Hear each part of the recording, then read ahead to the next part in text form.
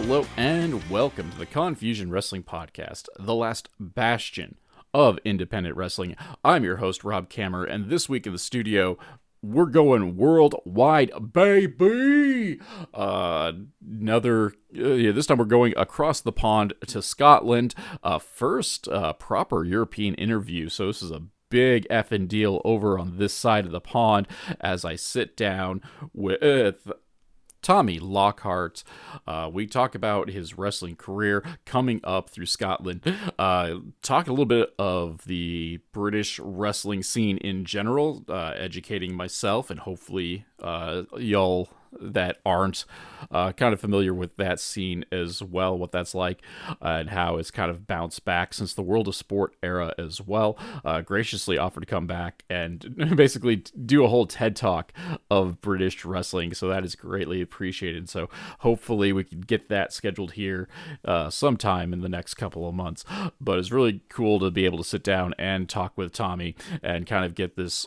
Okay, every interview is a fresh perspective, but like I haven't been able to really jump out of the kind of the North American style wrestling scene quite so much. So this was great being able to talk to someone from, well, just a whole nother continent, let alone a whole different country. So really cool interview. I hope you guys enjoy it as well. So that being said, let's go ahead and just take a pause for the cause, get yourself an energy drink, get yourself a coffee machine, and we'll be back with Tommy Lockhart.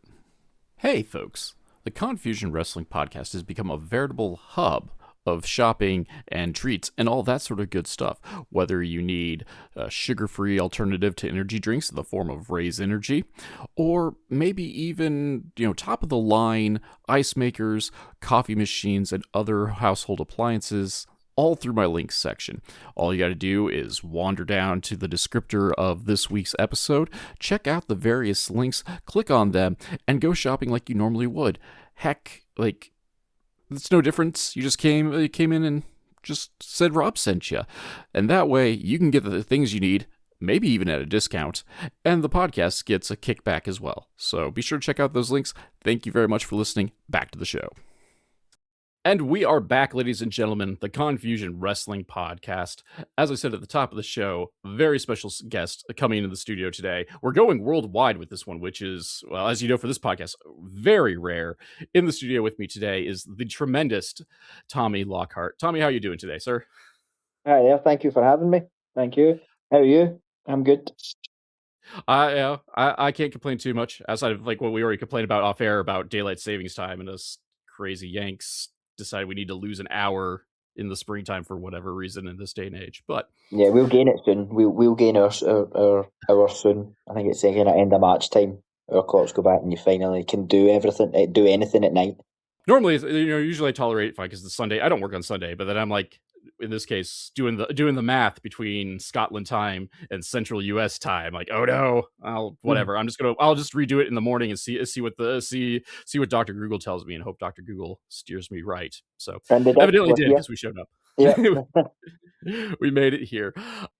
But thank you for coming on. And I usually start off the party with the always original, never before asked question in the world of podcasting. What made you a fan of professional wrestling? What made you interested in it? Yeah, that's the standard opening question. I love it though. I can tell a story all the time. I'm a proponent of the family friend. That's where it came from for me, was going to a family friend's house. They had wrestling on and they had wrestling games. And I was like, oh my God. And I can't remember people say like, I seen Eddie Guerrero and Dean Malenko, and he's like, that match was the first match I saw. I can't do that. I couldn't tell you exactly what the first thing I saw was. I just remember that was like his thing, and then he passed it on to me. And a lot of his games and videos and stuff get handed down to me. So like, I was quite lucky in that I probably get into wrestling maybe early 2000s, but had hand-me-down DVDs and videos it was of when my mate get into wrestling, which was like mid-90s. So I had quite a long ranging taste where I had the Attitude Era and stuff in video form and the games and stuff. Oh, sorry, we've got an appearance here from one of my sister's dogs. She's Tilly. Oh, Say you got a hello. co-host now. Yeah, you're on the podcast. You're on the Confusion podcast. You're in America, Tilly. And she doesn't know what that means. Yeah, put the dog over because let's face it, the dog is cuter than me. No one wants to see this And face. me. We got And dog. me, that's true. That's true.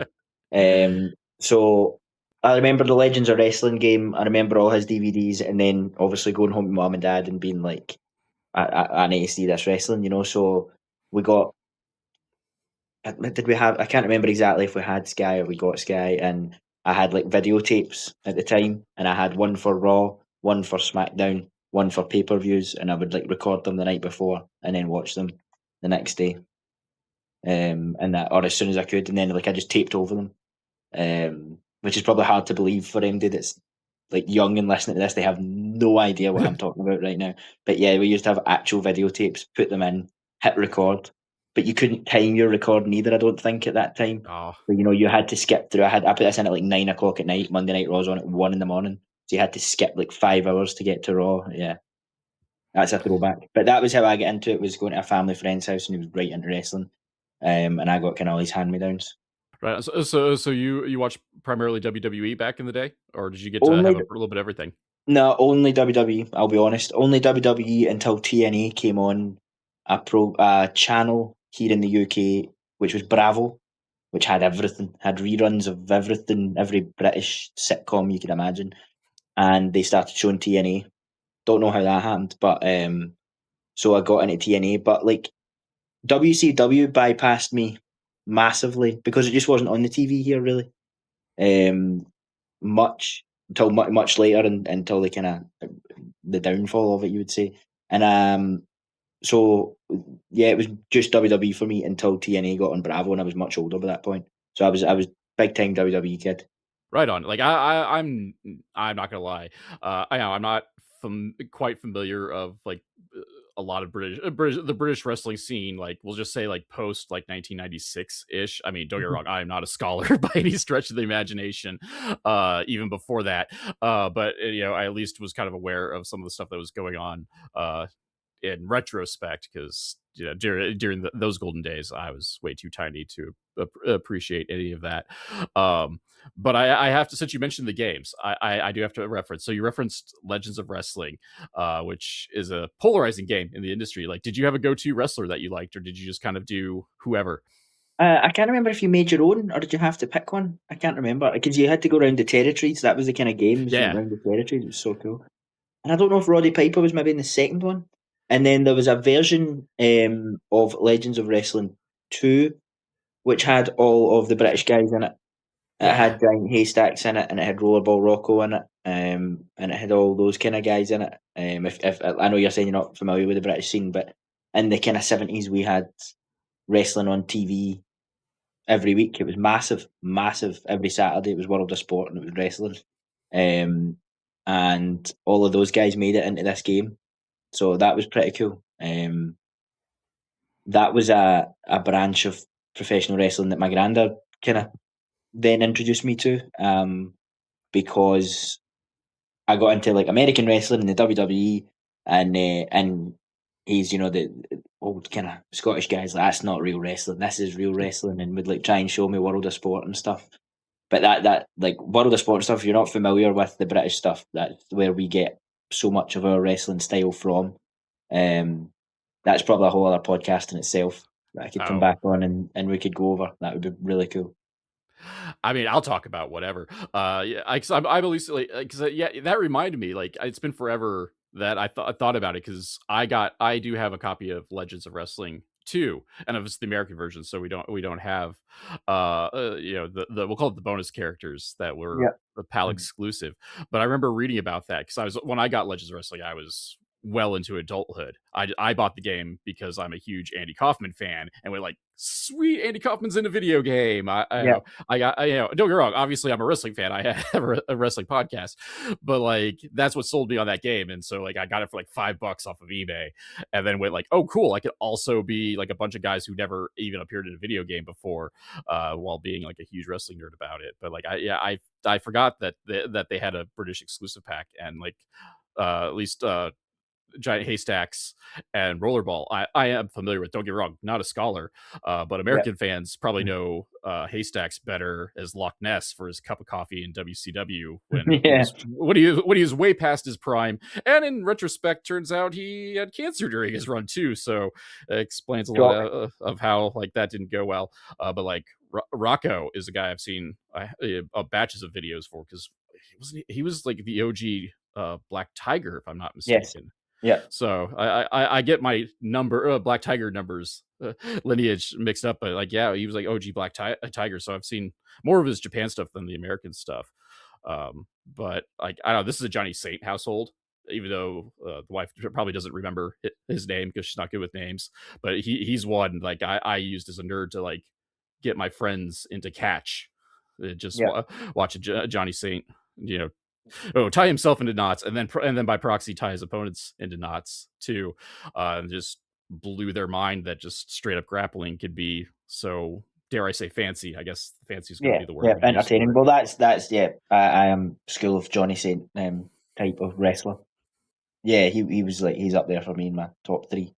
And with the matches I've seen of yours, like it kind of like I would just like arbitrarily fast forward to kind of go along with you and like your package, and that's one of the things that really stood out for me is kind of your I don't want to call it a full on old school vibe, because you're not really, I don't consider you an old school wrestler, but you've definitely, like, I do see like the Johnny Saints and the old world of sport in your style. And then now and then adding that with the kind of we'll call it like the big top theme with or at least the old Yeah. carnival theme, is just like amazing to me, and that's something like I love, and I feel like as a whole wrestling is missing, at least stateside, is that people aren't willing to just kind of like aren't as willing to just kind of go like leap into some of these personas, even if the persona isn't 100%, dictating everything they do in the ring. And that's kind of what made you stand out to me. I guess kind of what pushed you from watching these videos and playing the video games to actually step in the ropes. Like, what was your, inspiration for that? Well, it's probably the same story as most teenagers. You kind of fall out with wrestling. You don't. You kind of. I kind of still always vaguely followed it, but you don't watch it as much, and it's not really the cool thing as much. And over here, we've got football or soccer, as you would call it. You know, you get into these things, and you get older, and so kind of fell away from it from a bit, and then I think like Bret Hart was on Raw, and I was like, ah, that's cool. I'll watch that, and then for me, like the last thing I always remember watching as a fan was Punk's Summer of Punk in WWE when he was going to leave with the title. So that to me was the last thing I kind of watched as a fan, and he obviously done the pipe bomb promo, and I was like, that's so cool. And he mentioned all the companies. He's like, I'm going to take this title and I'll maybe take it to New Japan, and I'll take it to Ring of Honor, and all these things. And that kind of, I didn't know about the indies at that point. I'm maybe like 16, 15, 16. And he's mentioned these companies that I'd never heard of. And I'm not going to say like I was just like, I knew of WWE and I knew of World of Sport, really. And obviously like TNA and WCW, that was kind of ECW, that was kind of it, really.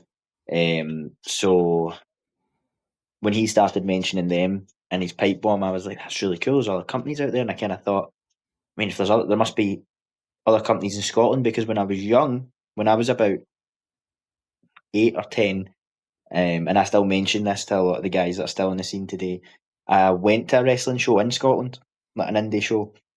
It was SWA. It was in the Bells Hill Community Centre, or whatever it was.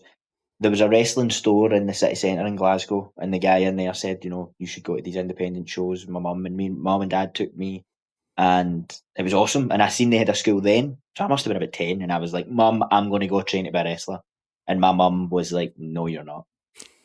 Not a chance. So that was that in the back burner fall away from wrestling. And then when Punk done his pipe bomb, I was like, yeah, there's companies in Scotland that do that. And obviously, like as a young guy, that's what I always wanted to do. And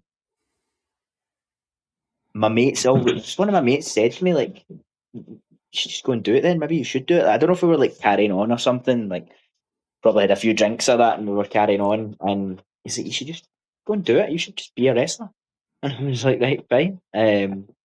So, and again, same thing kind of happened. I was like 16, 17, said to my mum, I'm going to wrestling training. And she's like, no, you're not. And I'm like, yeah, I'm 16 now. I can do what I want, sort of thing. So that's how it started. I went along and just started training because by that point you had Google and websites and stuff. So you just Googled wrestling companies in Scotland and you get them all and you get their schools and found the one nearest me and away I went. I also like asking, especially for the like kind of like the lifelong fans, like how did actually training kind of like temper your expectations for the ring? Like it opens up like I think a lot of us don't realize like how much work it actually takes to be a wrestler, and like training is one of the ways to to I don't want to say weed out people because that's not necessarily Mhm. the purpose of training, obviously. But on the other hand, it's very much eye opening to what the day-to-day life of a wrestler's like. So like how did that kind of like I don't know affect your out how you looked at professional wrestling once you started, taking your first bumps or hitting the ropes for the first time, etc. But I vomited the first time I went to training, so that's an interesting story. Um, just with the fitness aspect of it, and like you said, I was 16, 17, played football, soccer, as you call it. You think you're relatively fit, but like it was another level of fitness that your body's just not used to. So vomited, and I think you'll probably hear this on a lot of your guests hitting the ropes. I bet you've heard this. Hitting the ropes sucks. The first kind of time you do it, the first few times you do it, sucks. Not fun. Really sore. As sore, if not sorer, than bumping in the ring. Leaves big bruises on your back from where the ropes were. It's hard. Um, but then you just build up a tolerance to it. And I suppose you're right. And it's not intentional. It's not necessarily an intentional weeding out process, like you say. But it is a how bad do you want it sort of question. Do you really want to be a wrestler? Because this is what it really is. It's the same with all goals in life, I think, and wrestling's, a good example of it. You'll say, I want to do this, I want to be a wrestler, okay, but what does being a wrestler actually look like? Because what being a wrestler looks like is hitting the ropes, taking the bumps, training, going to the gym, eating right, spending hours, not as many hours as the Americans. I will 100% give, hours on the road, away from family, away from friends, missing football games, soccer games, missing parties, weddings, stag do's, all these kind of things. I'm missing a stag do, which is a bachelor party. Sorry, um, forgetting America. So I'm missing my mate's bachelor party next weekend for wrestling, things like that. So that's the kind of, you're right in saying it's not a weeding out, but like you say, it's the day to day life of a wrestler. It's like, do you actually want this? And for some people, to their credit, they go and they hold their hands up and they say, no, I don't want that. Like, I thought it would be really cool to be a wrestler and do the moves and hold the title belts and make the entrances and all that. But when you actually look at the day to day, sometimes people are just like, no, that's not for me. Um, so yeah, it's hard. I think for me that was the biggest surprise is hitting the ropes. And an interesting point being that I left the business for a long time. Left the business for a few years. Nothing bad, just I was young and I was like, kind of that. I was burnt out, young, burnt out. Thought, you know what, this isn't for me. Missing everything all weekend. I want to just go and have a normal life. Um, and then when I went back, I was with my now fiance, and I remember coming back from training and getting into the shower, and she was like, "Your back's all bruised," and I was like, "Yeah, it's hitting the ropes." Obviously, she assumed that was taking all slams and stuff, and I'm like, "No, it's just running and hitting the ropes." um, so that's probably the thing that comes as the biggest surprise. And yes, when it's you're totally right in saying it's learning what it takes day in, day out, week in, week out to just be an independent wrestler at a level that I'm at is tough mentally, emotionally, and physically. And like I didn't even like fully expect the we'll call it the road warrior life talk with it too, about how you're missing things because let's face it, for the most part wrestling is a weekend type profession. And at least around these parts, I mean, maybe it's different, but like nobody's very few people, if anyone's running shows on Mondays that isn't run into television or something like Yeah, AKA or WWE's you're well over here it'd be like SCW Pro in my backyard. Like they're not running Mondays. They're yeah, running usually either Friday or Saturday nights because everyone, we don't have to worry about going to bed. We can stay out late yeah, or go to work in the morning. But like everybody's social plans are weekend based, and there you go. You're going to miss it, and that's counting travel. That's the show itself. That's showing up however long you need to show up before bell time to either help out or just get whatever you need figured out for the show itself done, plus the road tripping. And even if you have to travel like 2 hours, that's a 4 hour round trip. That's yeah. you know that's a sixth of a day on a 24-hour clock. Like it's crazy good. And that's not, again, counting the physical toll you guys taking, because yeah, the ropes, like, I mean, I'm assuming most of my wrestlers know at this point, like ropes are either A, real ropes, or B, steel cables. Like there's Yeah, not a proper bounce to them. Like that f's you up pretty good, yeah. especially if you don't hit it anywhere near right. Because I've heard the horror stories of people hitting the ropes and then like they just peed blood for the next couple of days, because it's what happens when you run into steel cable hundreds of times just to kind of get your Over and body over again. acclimated Yeah, to it. But like you bring up that good point, is like those are actually things that kind of like test your metal, so to speak, and how much you want to make that your goal, and how yeah, far along that goal you want to take, whether it is just a weekend warrior mentality or going to whatever you consider the big leagues, whether if we're talking worldwide of like New Japan, WWE, AEW, or if you're more interested in keeping it on a smaller scale in America, I'd use like maybe like GCW as an example. Like they're not mhm, the tip top, but they're still got plenty of exposure. yeah, But at least like over, and then over, which you've been working for a bit.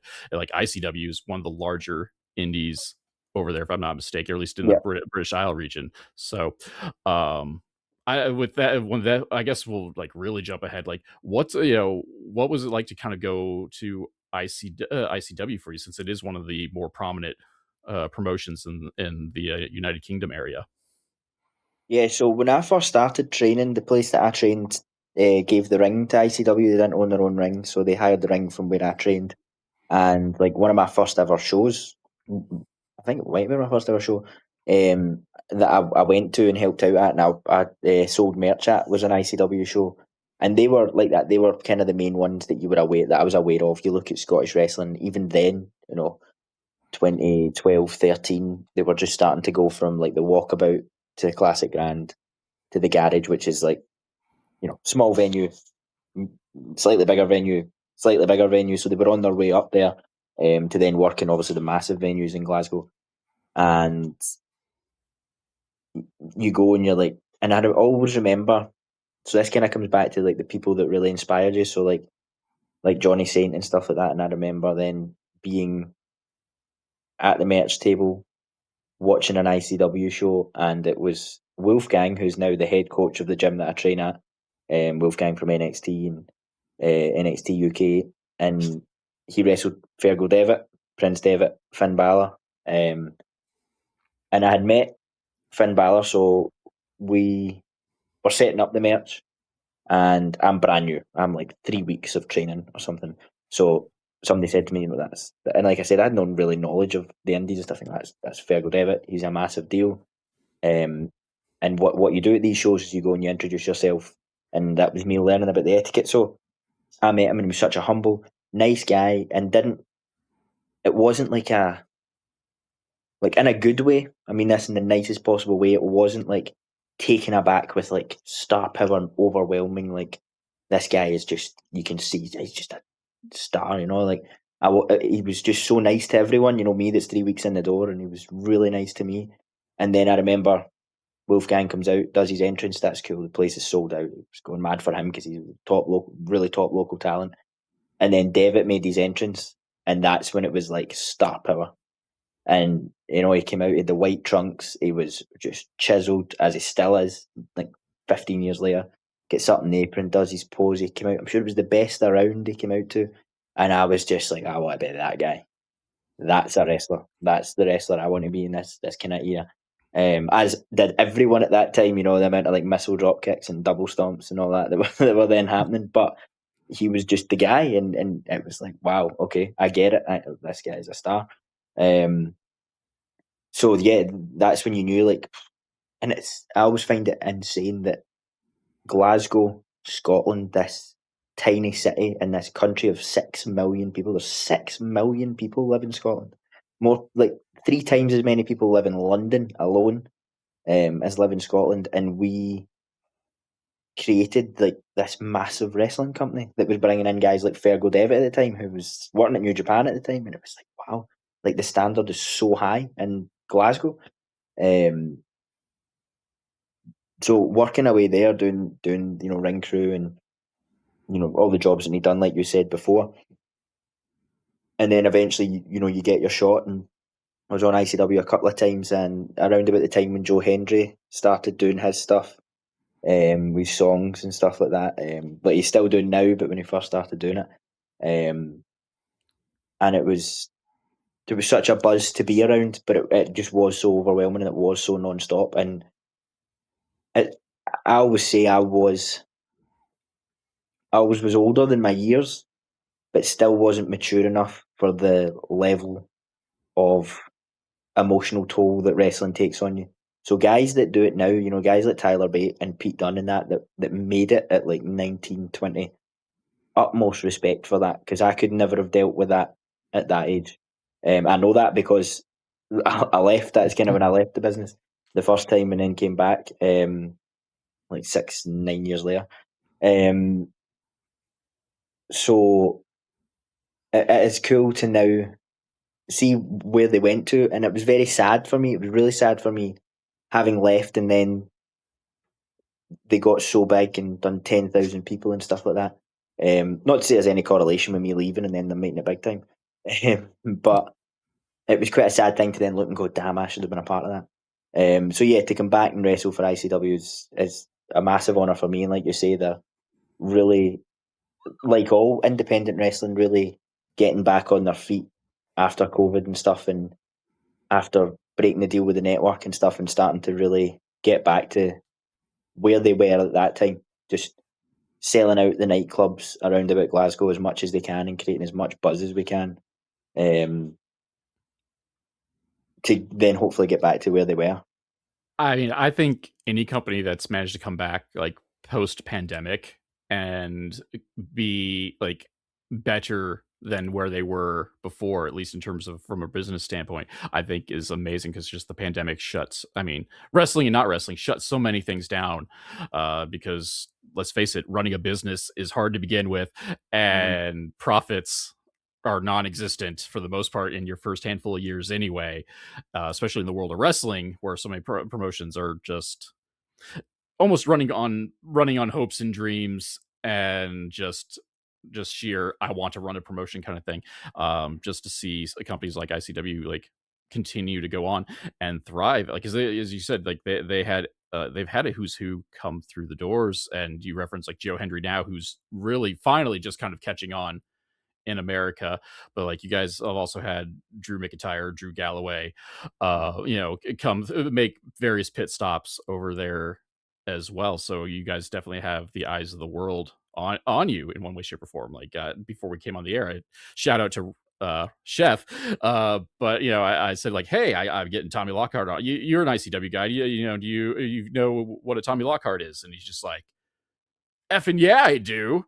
The guy's freaking sweet, and like for him to say that amidst the crowd, like the whole roster of ICW, which is pretty jacked, like for him to be that excited, I think shows the power one of ICW, because he lives in the southeastern United States too. So I'm not even talking to a Brit when he's psyched about it.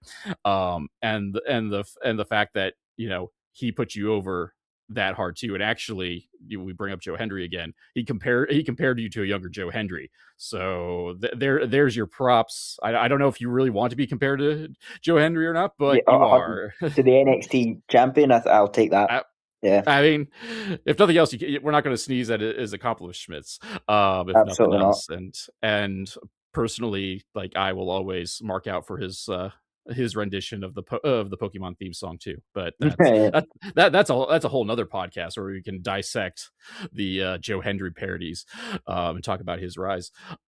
Focusing on you and kind of like how you've made yourself stand out again, like we referenced kind of the tremendous presentation of your stuff, like like where did that come from, where you decided you were going to come out in with a cane and a top hat, tails, and the impeccable mustache? Like I've tried to go the handlebar route, and it's like, I'm not gonna lie, it's too much work for me. It was too much of a nuisance. I so like That is a so where, kind of where did all that come from?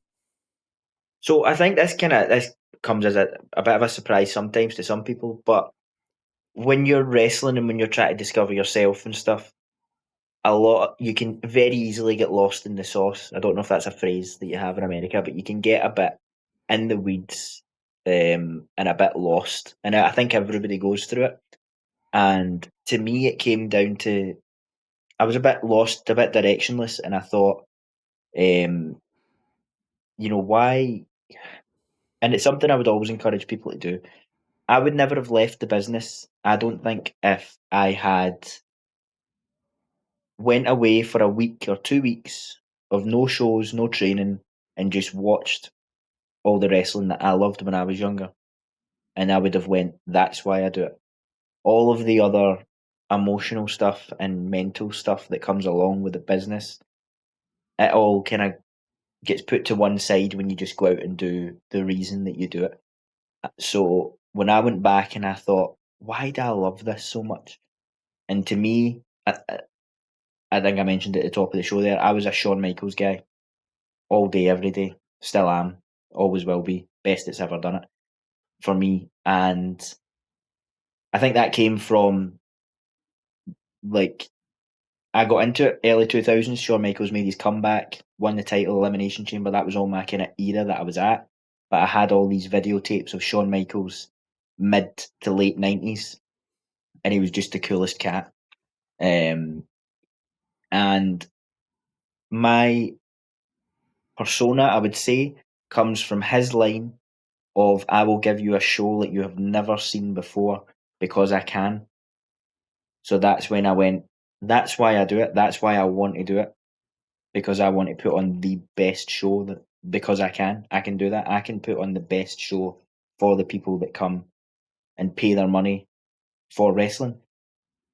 And that's where it came from. That's how it became the showman, and the showman type presentation. And it's good for, like you say, it's good for, because it's got, people's attention, and it's interesting and it's fun and it's entertaining, but it also keeps me remembering who I am and why I do it. Professional wrestling to me is the greatest form of art and the greatest form of entertainment that human beings have managed to come up with in however many million years we've been on this earth. So for me to do that for people, and for them to come to a wrestling show, watch a Tommy Lockhart match, and forget about the, I don't even know what to say, the shit show of society and the world at present. If they can just forget that for, hopefully for the whole show, of course, right? You got a whole wrestling show and you just forget about everything else that's going on in your life, and just focus in on what you're watching and get into it and be entertained by it and forget about all your troubles. That to me is what professional wrestling's for and what it is. And I'm honoured to do that for people. So that was essentially the basis of the character, and that's why I always try and put everything into it all the time. And that comes from, like you said, the look, the tailcoat, the top hat, the props, the music, the entrance, the the style. I still wrestle in the style that I know, because again, it's still competition. You still want to win, and I know that I can do that well. So I'm not going to go out there and try and be a powerhouse or I throw in a wee bit of high flying, but I'm not as good as a lot of high flyers. So things like that. I know it's going to get me the win, but I still try and make it entertaining.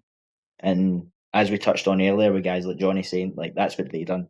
They made catch wrestling so entertaining, and that's what I want to do. And because that's what I want to do is be the best showman on the show and give people the best show, because that to me is what wrestling's for at all levels. Whether it's an ICW and it's an over 18s and it's people going for a great night out, or it's a mum, a dad, and two kids that, £40 or $40 isn't going to go very far these days, but it can get, if it gets you a family of four wrestling ticket and you can go to a wrestling show and mum and dad can relax and forget about everything and watch their kids having a great night's entertainment and interacting with all the wrestlers and having fun and booing the bad guys and cheering the good guys and getting right into it while they can relax, and hopefully they get into it as well, and they, the mums and dads tend to like it.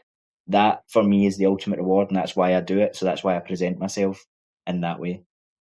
Maybe a bit of a deep answer there. I know you were just kind of asking where did the gimmick come from, but it's a deep answer. Hey, even better. I half jokingly say the less I have to talk on this show, the better the episodes are. So, um, but no, I think it's a wonderful way of putting it, just in terms of wrestling philosophy. Like that's the thing I personally love about professional wrestling, is that it can be anything you want it to be. Whether we're going to taper the action towards a certain like age demographic, whether we want to go R rated and go all out in the violence, or we want 1980s WWF and make it pure family friendly. Like either way, it's a spectacle, and how Yeah, we choose to get there is really just only limited by the minds of the people who are participating in it, whether it's the promoters and what they're trying to convey, or the wrestlers themselves with who they want to be once they hit the stage or the ramp, or whatever your setup happens to be. And I think it's wonderful, like again, like because we look at things like, I mean, there's such a dichotomy just in the past and present, because like even nowadays, like yeah, we have AEW, WWE, but we've had the weird stuff pop out in the last like decade of like Lucha Underground, which was like pure telenovela, like. And another, it may have been strictly studio TV, but like that was definitely a show in and of itself. that was um entertaining. but like, and over here we also have like a small company called Old Wrestling, which patterns itself of like the 1920s thereabouts. So like even if they take wrestlers from nowadays, but they then kind of transform themselves or revert their characters to something that would be similar to the 1920s. So like now, like Danhausen, who's now in Yes. just debuted for WWE, like his character was a little bit more vampiric for Old Wrestling. Yeah, He did a couple shots for them. So now, and then his makeup was styled kind of like an old time silent film star rather than the that's uh, so cool. That's the first I've heard of that. I'll be looking into that. I wish they had a bigger online presence, because it's one of my favorite indies to watch. But they don't have a great they don't have a great online presence in terms of like matches and full shows. But there's a bit on YouTube, and if you have IWTV, some of their older shows are on that. Like they had a whole show dedicated to like a Phantom of an Opera esque Love that. thing with Dalton Castle as the Phantom, and Of except course. except he wore a mask because he was too handsome, and nobody could look at him without fainting due to his sheer handsomeness. Like, That's and him then the right crowd, and then the crowd got into it too. So the crowd started fainting when he lost his there. mask. Like that That's was amazing exactly to what see I the just crowd. yeah, that's exactly what I just said though. That's what it's all about. That's why we do it. Wrestling is beautiful in in whatever shape it goes in. And yeah, I respect the guys who all of you guys who beat the utter piss out of yourselves just to entertain us for a couple hours every night. Obviously, like that's kind of like the point of this podcast, is to take take guys like yourself and get those stories out there of the people who are putting it all on the line every weekend, just so fat bearded weirdos like me can clap and give arbitrary 5-star ratings out there. I'll take them. I'll take them. but but no, as I said, I fully agree. And as I said, like just your presentation alone is, again, what drew me in, because it was something different than a lot of folks coming in there. Like everyone and their mother wants to be like, "Grr, I am best pro wrestler," and then to have someone come in and just like, this is the greatest show on earth, and just be able to spread their metaphorical wings on stage makes them just slightly, if not, they're slightly enough different from everyone else to go, yeah, let's see what that guy's about. Yeah. And boom, now you're on a podcast. So it must be working. But nah, I think so. I think we kind of got to reach a slowing down point. So we'll kind of be respectful of your time, wind things down. Where can we find you in the next couple of weeks? Where can we where can we go support you in person? And then where can we find you online and follow you on the social media, especially for those of us that are on this side of the pond? Yep. So online, yeah, it's a good place to start. It's just Tommy Lockhart on Instagram. I think it's Tommy Lockhart and then an underscore. But obviously, if you type in Tommy Lockhart, it's going to be one of the first ones that come up, hopefully. Um, we've got so much happening in Scotland at the moment. So, like, this weekend there, I've like 4 matches, or 3 matches so far. One on Monday. I know you're saying don't usually run a Monday, but we have a charity show on Monday for No Barriers Wrestling. It's definitely something I want to shout out.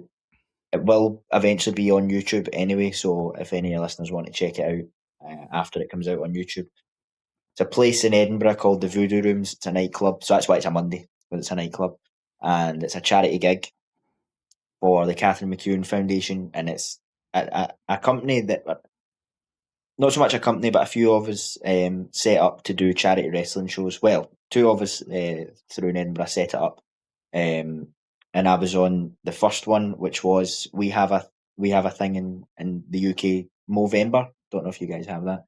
So men will grow their mustache in November to raise awareness for men's health. It started as like men's prostate cancer. It was the number one killer of men in the UK, and it then became all men's health and men's mental health and stuff, which is such an important topic now. So that was the first one we done in November there, and then we're doing another one on Monday for the Catherine McEwen Foundation, which help people fight diseases that you can't see, and autoimmune diseases and stuff like that people don't necessarily see from the outset. Maybe see someone, they look okay, but they're actually fighting a battle you don't know about. So once we do that on Monday, it will be recorded professionally and put on YouTube. So definitely, if your listeners can check that out, because the dream of these charity shows in Scotland at the moment is just bringing all the best talent together. And because it's charity and we're all doing it for charity, there's not as much of a worry about budgets and tickets and business and things like that. It's just, you know what, let's just go out there, smash it for this charity and raise as much money as we can. So it kind of brings everybody together from all over Scotland.